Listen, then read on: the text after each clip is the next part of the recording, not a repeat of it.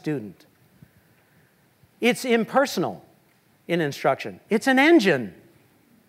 With us, we're talking personal between us and the kid.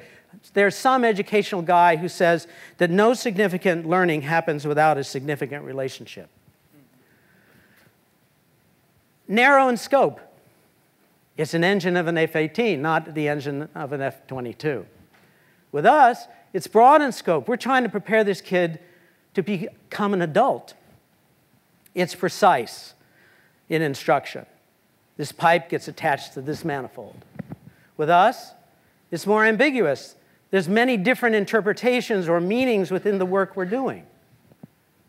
You're describing a classroom teacher? I hope, well, on the teaching side, yeah. But I've also seen the instructor type of teacher in the classroom as well.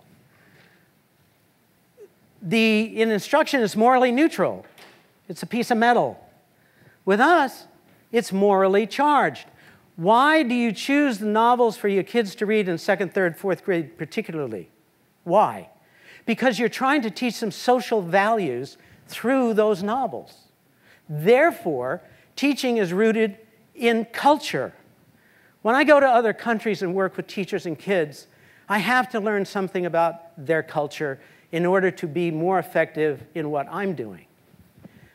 And in instruction, it's mostly based on technique. So Common Core, if you really look at it, gives us the opportunity to teach more than to instruct. That's the beauty of it. So let's go to the basic structure of Common Core. They start with something called cognitive strategies. I have them in your handout. You have them there. And on top of the cognitive strategies, they build 10 anchor standards. 10 anchor standards in reading, 10 in writing, 6 in speaking and listening. These anchor standards flow through every grade level standard, K through 12. So if you get your head around the anchor standards, you're more than halfway there. They will be applied across all domains, these principles. And it's going to be a shock to educators when they discover that the PARCC math assessment, a lot of it is going to have what they call performance tasks, which is they give you a very complex word problem that the kid has to be able to read and analyze in order to solve with math. By the way, you have a lot of handouts from me. I've been in conferences where I listen to great stuff, you know, and then the next day I go, what did he say? No. I want you to have the stuff that you can actually use it. So here's what this looks like as a graph. You have this as well. There they are, the 7 cognitive strategies in English language arts. On those are built the anchor standards. The anchor standards then flow into all the grade level standards. Now, I hasten to add that this approach that I'm giving you about Common Core through the lens of the arts is not about arts integration, such as illustrating the solar system through choreography or using music notation to teach fractions. It's not that. It can be integrated with that, but it's not arts integration. What Common Core has is what I call Common Core habits of mind. Analyzing, interpreting, inferring, evaluating, assessing, those things. And those habits of mind are applied in all instructional domains, not just literacy and math. So you're using the same way of thinking whatever you're learning. Here's the beauty of it. This is what artists have been doing for millennia. This is what we do. It's what we do. So we can teach these habits of mind very effectively. One of the reasons is because we can connect emotion to it. So if you're teaching the arts through, I'm going to give you these terms a little later, and you use these key terms, You will be contributing to overall student achievement. You can write it out in a lesson plan. You have examples that I've given you. And you can show your principal, I'm contributing to your objectives.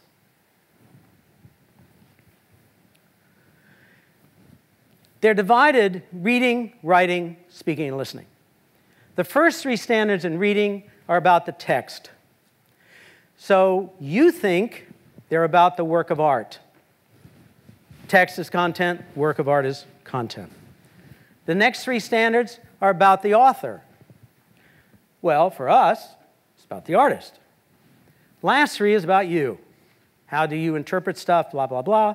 Okay, so instead of text, you do it with a work of art. Number 10 is kind of an outlier because it really deals with complexity, so you don't really have to worry about that all that much. In writing, there is no such thing as non-creative writing. It's all creative.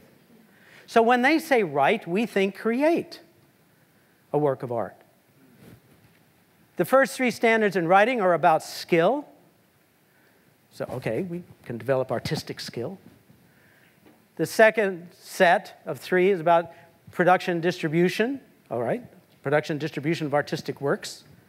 The last is about increasing your ability. Speaking and listening, that's easy. The first 3 are about ensemble, working together, collaboration, interaction. The last 3 are about performance, about presenting, about being an audience. How do you respond? How do you present? So to sum up on page 8, which you have in your handout, when they say read, you think study, write, create, speak, perform, listen, audience. Clear? Yes. Good.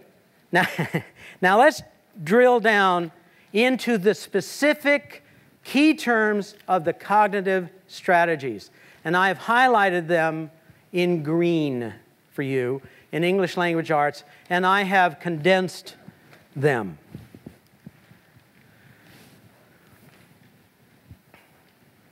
Make sense. Make sense of something. Reason abstractly. Think about whatever you're reading in this case. Make use of structure. Do we have structure in the arts? Analyze why and how. Now I'm going to pause here for a moment. Oh, no, I'm not. Yes, I am. This is the most important key term in Common Core. It pops up more than any other term in the Common Core State Standards. If you look at the Common Core State Standards by grade level, grades 6 through 12, it's only 6 pages long. That's it. In those 6 pages, the word analyze or analysis pops up 62 times. So don't you think that when the PARC assessment comes down, some of it's going to be focused on analyzing? Integrate and evaluate content. Interact and collaborate with others. That's inherent in the performing arts. Unless you're doing one-man street theater, you're always collaborating, interacting with other people. Here's my favorite. Demonstrate understanding. I'm going to share with you an example of demonstration of understanding by a 7th grade Latina girl. About 20 years ago, a class of 7th graders, mostly Latino kids, were asked to demonstrate their understanding of the Spanish conquest of South America. That was their assignment.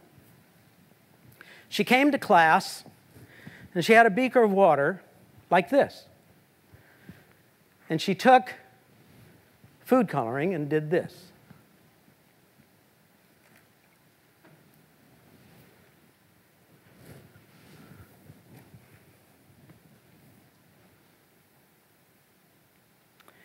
And then she said one word: smallpox.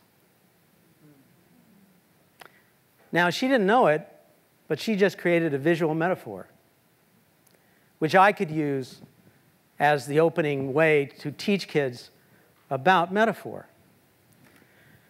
That was 20 years ago. I've never forgotten this. A lot of you are never going to forget it either. And what is a work of art? In many cases, a work of art is a demonstration of what the artist believes, feels, or understands. Now let's look at the math equivalents of cognitive strategies. Come on. They call them mathematical practices. But guess what? Let's look at the first one. Oh my God. Make sense of problems. What? And reason abstractly. Again. Construct viable arguments and critique the reasoning of others. How many of you had a critic review your performance? Model with mathematics. It's said that if a kid can draw a concept, they understand it. It's also a way to teach it. One of the ways I teach key terms in Common Core is I use visual representations of those concepts. You can do it too. All you have to do is get on Google Images. Type in evaluate. Type in infer. Type in metaphor. And they'll give you a whole selection of images. Use appropriate tools. We have tools in the arts. Attend to precision. If you want to teach notation, this is a reason to do it. Back many, many years ago when I was a singer, I was rehearsing Schubert's Ave Maria, and the accompanist looked at me and said, "What are you doing, composing?" I wasn't really singing what I was supposed to be singing, the way I was supposed to be singing it. Look for structure, patterns, make use of them, of course. 4 years ago, I realized that Common Core was going to become the common currency of education. And I wanted to get my head around, what are these guys after? When they were drafting this, what were they thinking? What did they want kids to do? So I took back, look for and express regularity and repeated reasoning. Sorry, I left that out. So I took this opening page. This has been changed a little bit. It's been revised. This was the original one. College and career readiness anchor standards for reading. So what I did is I highlighted all the verbs in one color, all the nouns in another, and all the modifiers in a third. And I thought, where do these pop up in the grade level standards and how many times? You can look at this handout on page 6 and 7, and I've written them out for you. I don't replicate that. Then I discovered about 3 months ago, and I came up with about 36 of these key terms. And I found out about 3 months ago that Robert Marzano, how many of you have heard of Bob? Okay. Robert Marzano is this guru who lives in Denver. He writes a lot of books on education. And here's what he came up with. He did some research. He concluded from this research that a conceptual understanding of just 55 Common Core key terms has been determined as critical for student success on standardized tests. Wow. Wow. That's interesting. And he also put a percentage on it. He said that 85% of success on standardized tests depend on kids understanding these terms. All right, let's look at 10 of them. Administrators, you might want to have your teachers come up with their own definitions for these words. When I do in-depth workshops on Common Core and the arts and all that stuff, I ask teachers, define these terms in your own words, please. And then I collect them, and I look at them, and I figure out, okay, are they close, completely off base? And I've done this in other cities, and let me give you the results. Analyze, half knew what analyze meant. Half knew what infer, half knew what interpret meant. Main idea, 1 out of 4. Theme, 1 out of 4. Explicit, 1 out of 4. Explicit can be defined as inappropriate. Yes, as in pornography. But not in Common Core. Common Core, explicit means it is what it is. There's no room for interpretation, period. And they make a difference between explicit and narrative language. Organize, half. Summarize, 1 out of 3. Metaphor, 1 out of 10. You might try this with your colleagues. Metaphor. If I ask a kid, define metaphor, they'll say, a comparative not using the word like or as. And I say, okay, what does that mean? I don't know. What it means is you understand one thing in terms of another. So if I say to a kid, rock is a stone, is that a metaphor? No. No. But let me share with you the best metaphor for rock I ever heard out of kids. I was working with a bunch of 4th grade kids in New Jersey. And we were discussing a book, and I asked them about the protagonist, and I asked them, I said, what is the most important personality characteristic of the protagonist?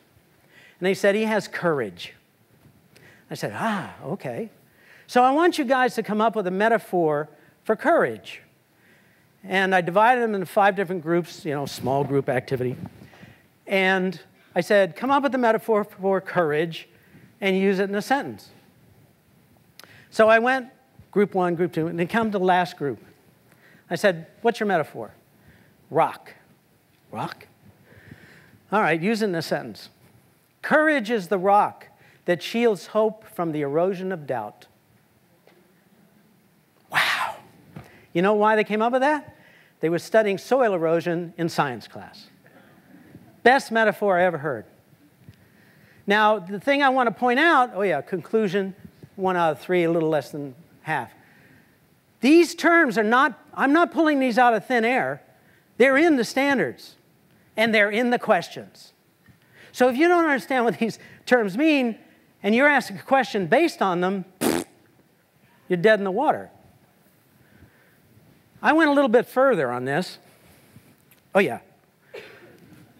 Here's why they're important. To quote this guy, Mark Tucker, learning almost anything really well depends on mastering the conceptual structure of the underlying disciplines, because without that scaffolding, we are not able to put new information and skills to work.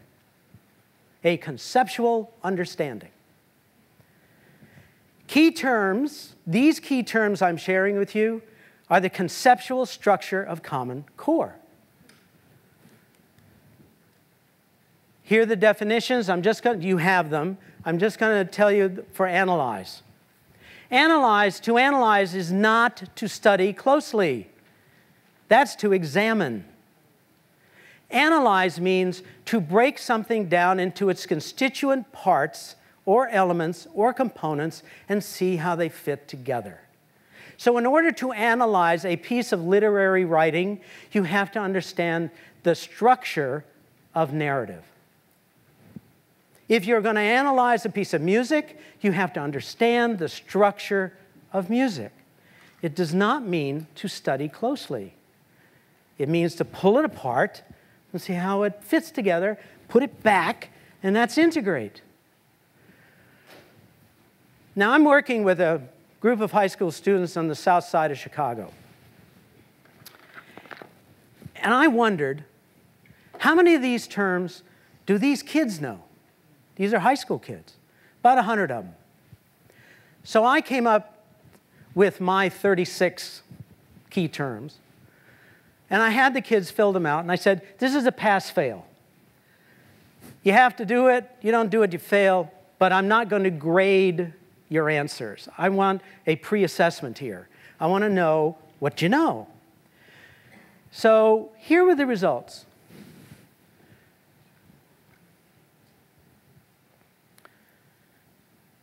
You can read this. I sent this to the head of the school. I said, forget about Common Core. At this stage of their education, how many of these terms do you think they ought to know? Again, I didn't pull these out of the air. I pulled them out of Common Core state standards. Look at connotative. Nobody knew what it meant. What does it mean? If I see a girl walking down the street and I go, wow, that girl is hot, is she sweating or is she good looking? Is Apple a computer or a piece of fruit? That's what connotative means. But in Common Core State Standards, they ask kids to pick out the connotative terms. Page 13. Again, all of these terms are arts specific. Don't we use these terms in the arts? Can't we use these terms in the arts? If kids become competent with these terms in your class, they can apply them in other classes. And then you can say to your building administrator, I'm contributing to what matters to you. So how can you contribute to overall student achievement? The first step, sort of the hook, is what I call the sourdough starter. How many of you know what a sourdough starter is? Good. For those of you that don't, you take a little bit of flour, a little bit of water, a little bit of yeast, you let it percolate and bubble and stuff, and then you use a little blob of it to add to more flour, more water, and you end up with sourdough bread. I grew up in Alaska, and most of the time we made sourdough bread. So what I'm going to do is to give you a way of thinking about Common Core terms with a sourdough starter that hopefully you will bake into a loaf of lesson plan. Shaky analogy, I know. What you're going to do is you turn the verbs into action terms. You turn the nouns into target terms. The kids are going to do to that. To what? And then you're going to kick in a couple of modifiers, or not. All right, pick an action term, any one of them. Interact. Target term, interact with what? Ideas. Modifier. Interact with what kind of ideas? No, her, him. Come on, pick one. Huh? No, modifier. Oh, I'm sorry. Complex. Complex ideas. Complex ideas, right? Because we want to lead to complexity in our teaching. Crazy, what are you? Crazy strong, lady. Pick an action term. Build. Target term? Relationship. Build relationships. Modifier? Okay, build specific relationships. With the high school I'm working with in Chicago, I asked the head of the arts faculty, what art form do you want me to teach your kids these key terms? She said, dance. Okay, so here's my sourdough starter. The students will create visual relationships through a narrative dance. And you have this in your handout. You have this narrative dance. And then I looked at the relevant standard for this sourdough starter. Now, one of the things that I have done, which I hope will be available next week, is I've written a book called Common Sense Art Standards. I took every grade level standard, K through 12, and rewrote it from an arts perspective.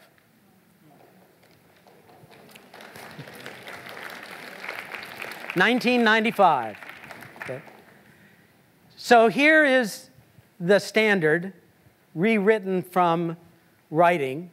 Standards for artistic creation, grades 9, 10 students, types of art and purposes.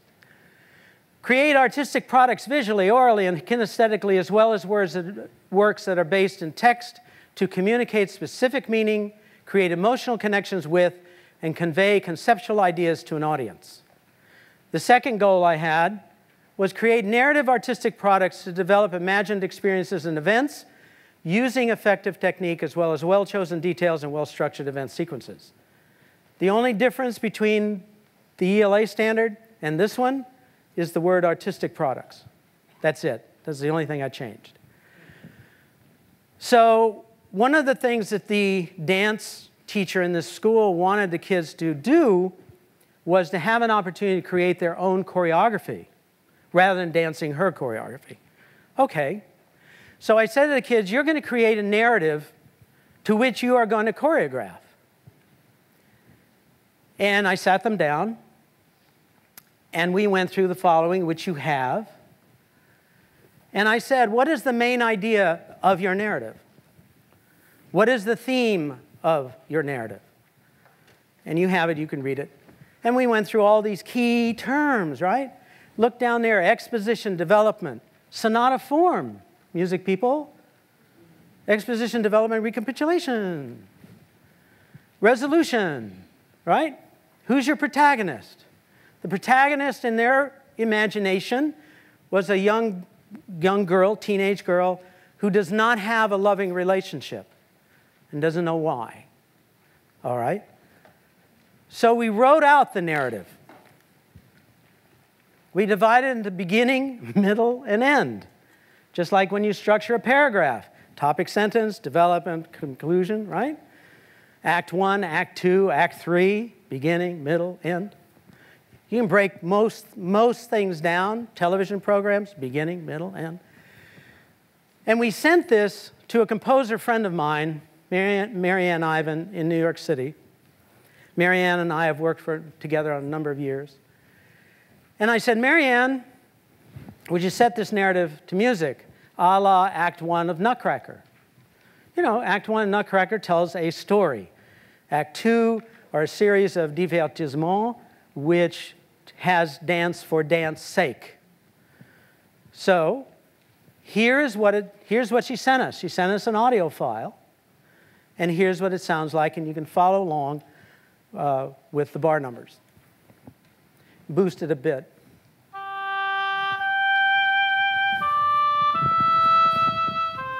The protagonist enters. She crosses center stage. She thinks about her life. She moves down stage right. Two friends enter. Duet. Showing the love of a friendship.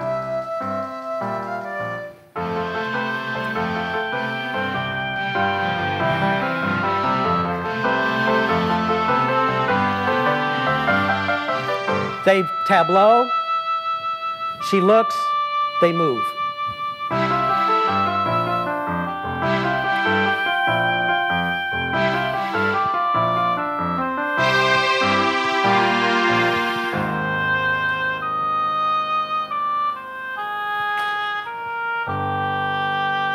They exit, enter mother and daughter.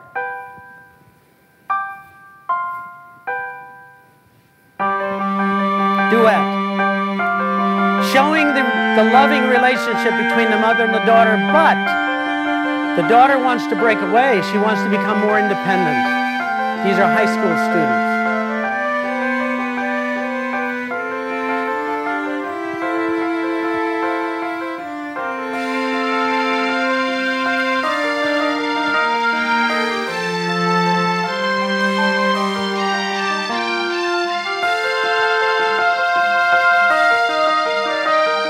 See this in your mind's eye.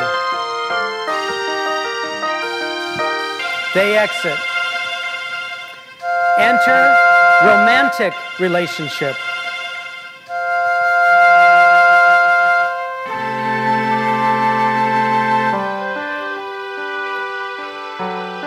Obviously, as a waltz.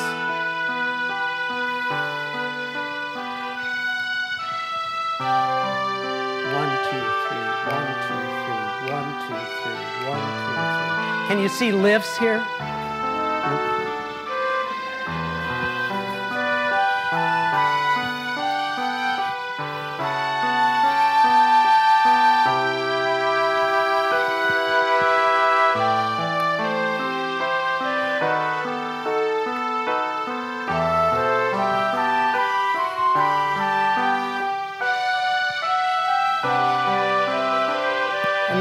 going into a trio